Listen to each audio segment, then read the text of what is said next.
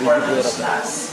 So, mag-shoot po kayo, but i-make sure po na hindi tayo makaka-record mo ng ongoing class ng senior high. No?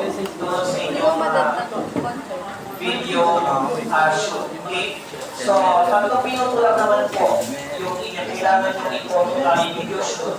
Then after that, balik tayo sa classroom for our discussion for this time. Okay? May tanong po ba? Na yung kung pinasa ng screen, pwede po yung hindi masunod, no? Sa video ko na lang titignan kung ano yung mga ginamit ninyo information on the video that we will be presenting tomorrow. May tanong pa?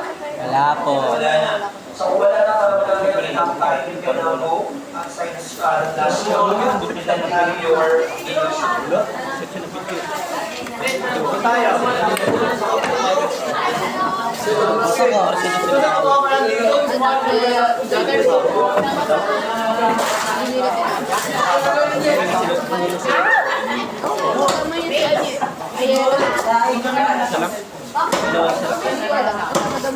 Jesus, padala ko sa iyo.